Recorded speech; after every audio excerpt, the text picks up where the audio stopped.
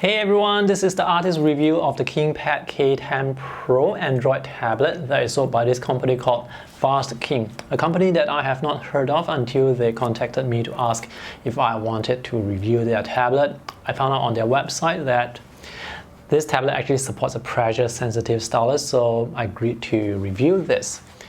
This video is going to be a bit long as with my other review videos, so if you want to save time, you can actually check out the text review that I have already written. The link will be in the video description below. This is a budget tablet with entry-level specifications. It's priced at US $239. At the time of this review, they seem to have a $30 discount for pre-orders, and on Amazon.com, it's $20 off. So for the price, you get the stylus included, as well as this keyboard case, which I'm going to show you later. These are the other things included. USB charger. This is a double flat pin charger. The tray ejection tool for the micro SIM card slot. And lastly, there is this USB-C cable. So this is the tablet. The design looks good. It has rounded corners, beveled edges. And this is a 10.1 inch display, resolution 1920 by 1200. The tablet is quite thin. It weighs 500 grams, which is, I would say, on the heavier side, but still lightweight enough to bring around very easily. On the back, we have the logo here, 13 megapixel camera. I'm not sure what materials is used for this back, but it feels very solid. Overall, the build quality for this tablet is surprisingly solid. The bezel is quite thin. At the bottom here, we have downward facing speakers, and this is the connector for the keyboard case. And on the side here, power button, volume button, and when we move down here, this is the USB-C charging port. This tablet is designed for use in landscape orientation, so the camera is here. Face unlock works surprisingly well. Audio quality for the downwards facing speakers is alright, but they are not that loud. That's the connector for the tablet case. And at the top here, we have a 3.5mm audio jack, and this is the micro SD card slot. This tablet is a Wi-Fi model, so it doesn't accept SIM cards. Colors on this display look good. I have seen other tablets with better color reproduction, but for a budget tablet, the colors here are very satisfactory. Right now, I'm running the tablet at maximum brightness, and this brightness is definitely more than enough for indoor use. Overall, image quality is good. The colors are good, and the sharpness adequate. There is slight pixelation due to the 1920 by 1002 resolution on this display. I'm not sure if this is an IPS panel. It probably is, because there is not much color shifting when you view the tablet from the side. It's just that the brightness will drop off noticeably when you view from the side. This display is not laminated, so there is actually a small gap between the pen tip and the LCD beneath. I guess right now you are probably distracted by the input lag, so you can see the line is trying to catch up to the pen tip, and that's that tiny little gap there. This display may not be laminated, but the gap is actually quite small. Just for comparison purposes, the gap that you see with the entry-level 10.2-inch iPad from Apple, that gap is significantly larger. So this small gap is actually not going to contribute to any parallax issues. The pen that is included supports pressure sensitivity. I'm not exactly sure how many levels of pressure it supports, but it's sensitive enough. So you can draw thin and thick lines just by changing the pressure you apply. Build quality for this pen is surprisingly solid. This feels like metal. The surface is matte, very smooth and nice to hold, very comfortable to hold. This pen actually reminds me of the first Microsoft Surface pen, the one that has the clip. There are no buttons on this pen. This pen is powered by a battery. This is a 4A battery, a small one. Based on my experience with other pens that use the same battery, the battery life is supposed to last at least 6 months. This hard plastic tip is quite firm and has very minimal movement. And even if there is movement, it's the lateral type of movement, it's not the in-out type of movement. I am not able to tell you how durable the pen tip is, but it should be quite durable because it glides on the glass surface quite easily. Thankfully, it's not that slippery. Anyway, the company said that if you need replacement pen tips, you can contact the company directly. This is the keyboard case included with the tablet. It's surprisingly well made. This material is some PU leather material. It's quite smooth, very comfortable to rest your palm on it. There is a sleeve here for you to put the pen. This keyboard is smaller compared to a standard keyboard. The keys are slightly smaller. I was able to get used to typing on this really quickly. In fact, I typed the whole text review for this tablet using this keyboard with no issues. The function button here is for the shortcuts at the top. We can change the brightness of the display, and these are the media controls. At the bottom right, we have the arrow keys. These chiclet style keys have very good travel and feedback when typing. There is no backlight for the keys. This trackpad is usable. You can click on the left, on the right, but you cannot press down in the center. For moving around, you can just swipe and just tap without pressing down to click on things. This is a hard bag. Let me put the tablet into the case. Make sure to slide it in so that the connectors at the bottom will connect. For some reason with Android 10, there is no way for you to configure the cursor and the trackpad. So each time I swipe the trackpad, the cursor actually moves by a small distance. And also when surfing web pages, when I swipe down, the web page will go up. When I swipe up, the web page will go down. Those are just very minor issues. Having a trackpad is better than having no trackpad, and the trackpad is very useful when it comes to editing text, like placing the cursor exactly where you want it to be. The hinge here is quite stiff and it allows you to set your tablet at any angle, even at this very low angle, but it's not stiff enough for you to rest your palm on it and draw. This is a thick tablet case, so it's going to make the whole package much thicker, but it does provide really good protection for the tablet, and as mentioned earlier, the keyboard is really nice to type on. And now let's talk about the specifications. So this particular model has 64 gigs of storage and 4 gigs of RAM. There is not a lot of storage, but you can use the SD card slot to expand storage very easily. The chipset that's on this tablet is not particularly powerful, even though it has 8 cores. But the combination of the 4 gigs of RAM and the chipset does provide smooth performance. So when it comes to scrolling web pages, the speed is reasonable. Web pages load reasonably fast, and you can switch between tabs quite quickly. You can watch YouTube videos as well. So this is a web browser that currently has 6 tabs open. If you don't use the web browser for a while and you switch back to the web browser, all the tabs will actually reload. So that's not nice, but still very usable. Switching between apps, as you can see, quite fast. The only areas where I notice sluggish performance is with certain drawing apps.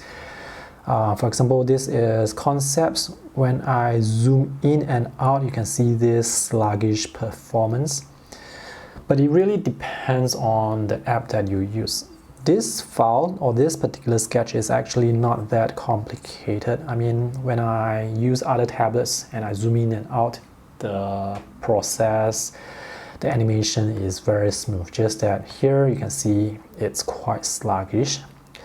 Let me switch to another drawing app. This is Clip Studio, and here I can zoom in and out very smoothly. So for light usage like checking emails, social media, surfing the web, watching videos, this tablet definitely has no problem handling all that. One thing I really like about this tablet is this is stock Android 10. There is absolutely no bloatware installed, so the only apps that came with the tablet were actually just a handful of Google apps which were pre-installed and Google Play Store. Time for some drawing test. The first test is the diagonal line test. So when I draw diagonal lines slowly, I can see slight jitter. I'm pretty sure my hand is not shaking. I mean, do you see my pen shaking? So there is definitely slight jitter. Now when I draw fast, no problem at all. In fact, the lines, they taper really nicely. So pressure sensitivity works really well. It's just that when I draw slow, I notice slight jitter. This may or may not affect your drawing depending on your drawing speed. And now I'm using Clip Studio Paint, so let's see how well the pen performs when it comes to maintaining pressure consistency. Okay, a few things to note here. When I draw slowly, you can see the line, it wobbles. But when I draw faster, the lines are smoother. And also earlier on, you notice the input lag as the line tries to catch up with the pen tip. Here I can see the pen is able to maintain consistent pressure, so I tried to apply the same pressure here, and you can see the thickness of the line, they are quite consistent. So the input lag definitely is quite noticeable. Because this is an active stylus, the tablet is actually able to differentiate between the finger and the stylus. So if you use your finger on the display, in this case it's actually going to pan the canvas around, but when you use the pen, you can draw lines. This means you can actually place your palm on the display and draw, and you won't introduce any stray strokes. It has perfect palm rejection. Depending on the app you use, you may be able to configure the behavior of the finger on display. So here it's panning. With certain apps, you can actually have your finger to erase or not do anything. Now, the pressure sensitivity of the pen can only be adjusted through certain apps. With Android 10, you won't be able to adjust the pressure, but with certain drawing apps, they do allow you to adjust the pressure curve. So with Clip Studio Paint, you can actually adjust the pressure curve. So here, for example, I can just drag this point down. So after the adjustment, I can draw thin lines very easily, and this is how thick the line really is. Input lag is definitely something you have to get used to. I mean, this display, it's a 60 Hz display. So when you're drawing hatching lines like this, or when you're shading or coloring, you have to wait for the line to catch up. And now let me just draw something really quickly to talk more about the drawing experience. This app that I'm using is Concepts, which is a vector drawing app. And I can see some wobble already. And even now when I'm zooming in and out with just a few lines drawn, I can see some sluggish performance.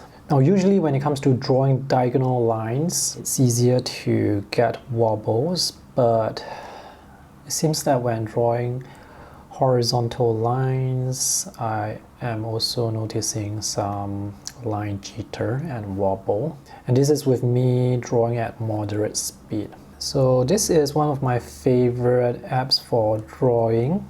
This brush that I'm using, this is the dynamic brush, which will be affected by pressure, so I can draw thin and thick lines. For quick sketching or for casual sketching, this tablet, I think it performs alright. But if you want like accuracy with your work, the line jitter is going to be quite frustrating. Now the line jitter is more obvious with this particular brush because this is a brush with very solid lines. You can see the jitter very clearly, very obviously. So this app also has strict palm rejection. I can just use my finger to move the canvas around. In order to minimize the jitter, I can actually switch to a different style, like a different brush. So to do that, let me just select all the lines and change it to the pencil line.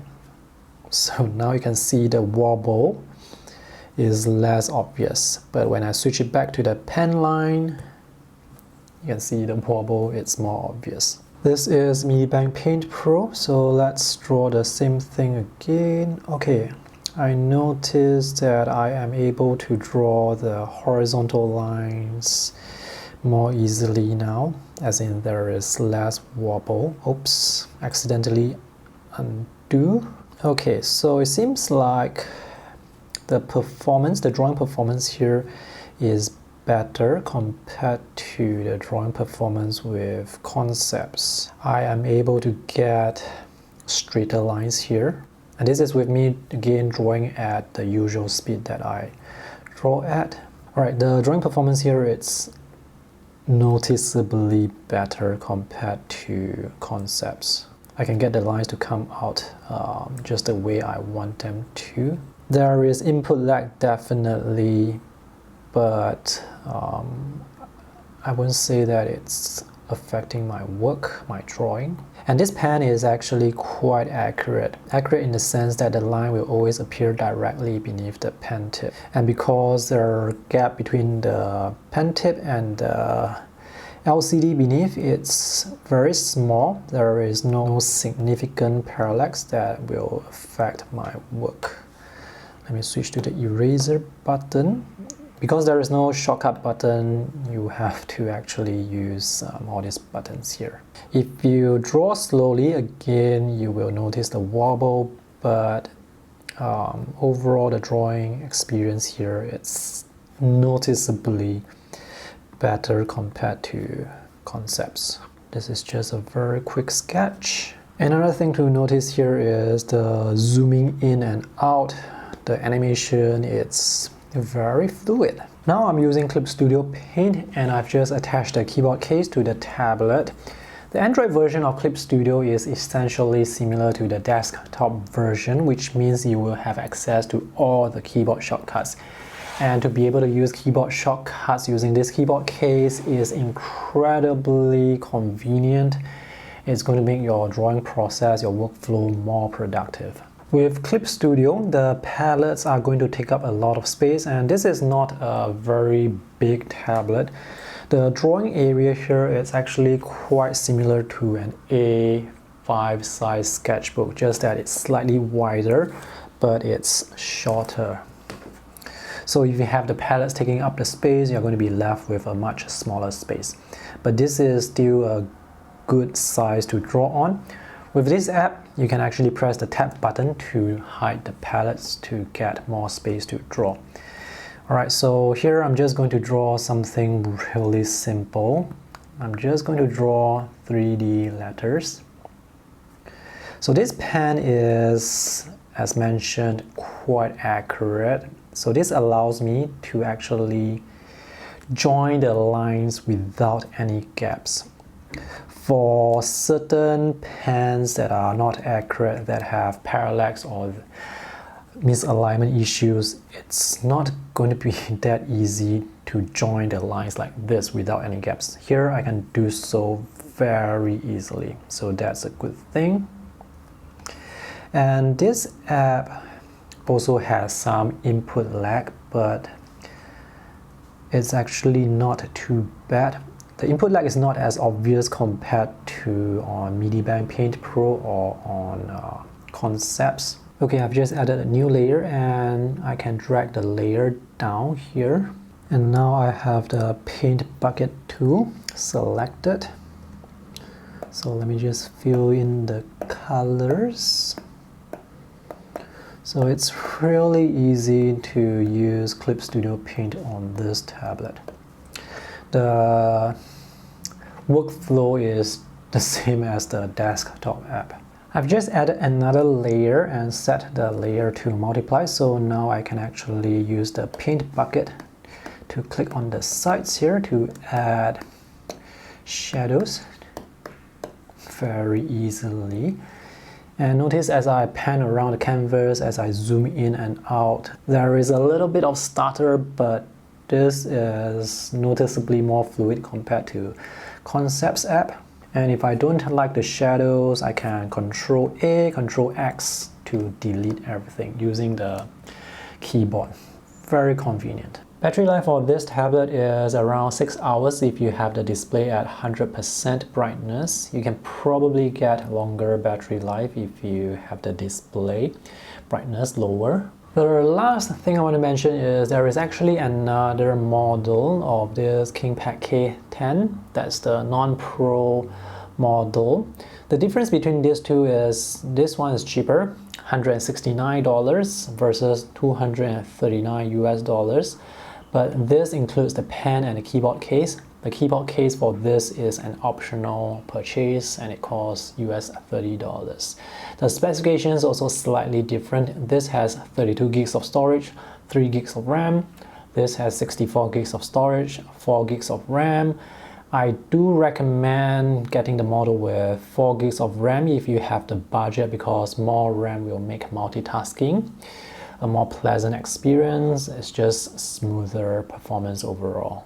This is a video review for the other tablet. I'll put the link to where you can find this video in the video description below. So this guy actually covered a lot of things that I did not mention in my review, such as gaming, among other things. This tablet is actually quite worth the money because it includes the pen and the keyboard case. The performance is exactly what I would expect out of a budget tablet. This is definitely not going to be a performance powerhouse, but for general usage like checking emails, surfing the web, watching videos, doing some social media work, and even for some casual drawing, this tablet is definitely more than capable enough for all those work.